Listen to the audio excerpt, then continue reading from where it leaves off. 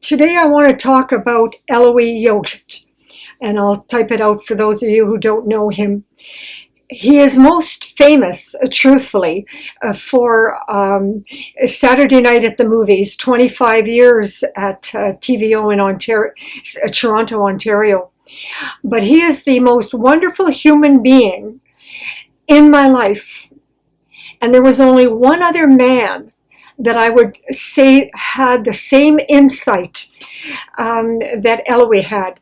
He had a special gift to look into a person and recognize who you really were and what was happening to you, even though you didn't know yourself.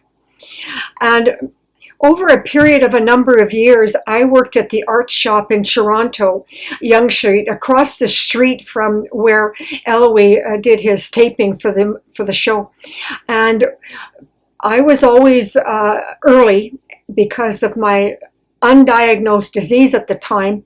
I would go to the TVO coffee shop and we became friends. And over a period of one particular year, he said, "Trudi, I'm going to talk to you seriously about something that's going on in your life, and you need to do something about it. It's about that man that you've been supporting for the last 5 years." I said, "Oh, you mean Fred?" And he said, "Yes." Now I watch him drop you off, take your car, and he goes the rest of the day doing nothing and hasn't worked a day in 5 years, and you're paying all the bills. And I know that you have said that he has mental illness and that somehow you feel responsible. But he said to me, "Trudi, he's playing a game with you." And he said there is different kinds of abuse. Physical abuse, because I had talked to him about my father and the violence. We were friends. And I was very open about my life and my crippling attack since I was 6 years old, and in and out of hospitals, and he was aware of that. And then I was under psychiatric treatment since 1968 because of the rapes in my life. And I do mean rape, okay, really rape. And he knew a lot about my story, and he would sit and listen and let me talk. But this was the first time he said, "I'm putting my foot down and I want you to make me a promise. Even though you don't fully understand what's happening to you, I want you to get rid of him." Now he said, "You have friends who owns an employment agency. That man can go to work tomorrow." He was a millwright, and Eloy knew that there were jobs for that all over the world at that time, and I'm talking 1976. And or maybe it was 77, I get confused, but anyway, it was 76 or 77.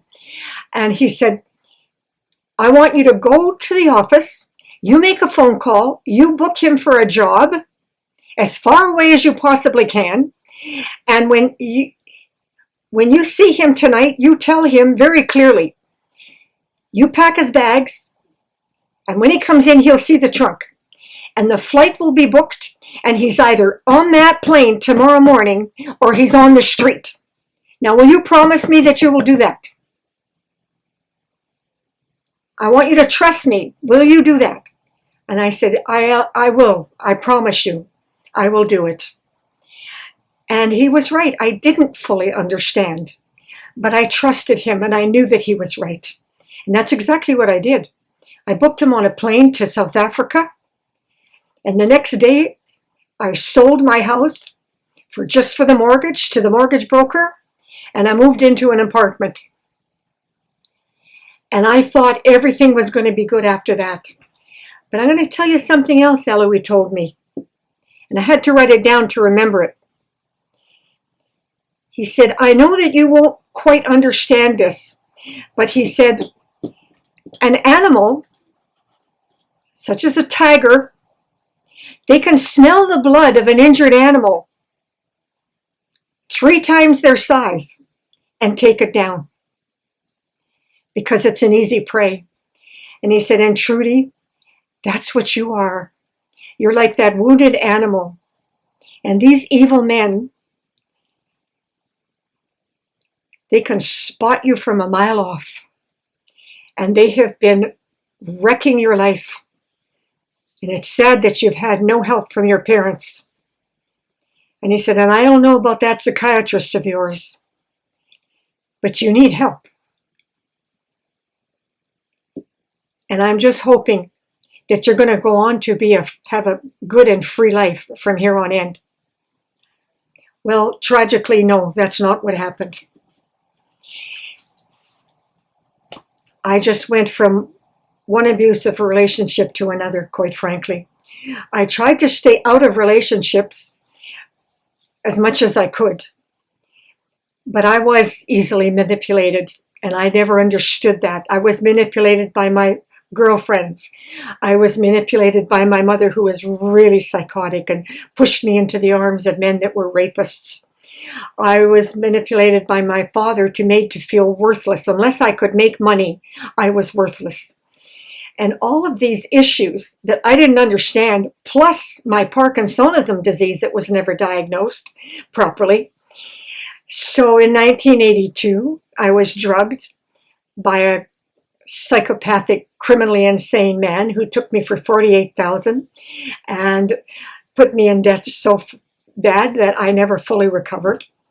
My mortgage broker tricked me into leaving the art shop where I was under the protection of the owners, and had me get my real estate license so that I could help him in his business make money, which I did. I really had a gift for investment analysis and research and analysis, something in my brain. No matter how sick I was, I could compute and analyze information that I don't know how to explain it to anybody. In fact, I can still do it. And from there, I was taken hostage and brutally tortured in 1983. And then in 84, my immune system collapsed. I lost my memory and I lost everything. But Yost was more than a TV personality. I mean, we all know he was a wonderful father and a wonderful husband, but he did more than that. He was a wonderful human being that would put a hand out to people and help people. He tried to help me, and I think he knew that I was too far gone. But he tried. And today I'm 81 in September, and there's a beautiful documentary that I'm watching on TV on Eloise. And I think the one thing missing in that man's history is, I'm sure I'm not the only one that he put a helping hand to. He had a heart the size of the moon. He was just the most wonderful human I ever met in my life. And Eloise, wherever you are today, I understand what you tried to tell me. And I am no longer abused. I am no longer used. And my heart is free. And thank you. And God bless your family.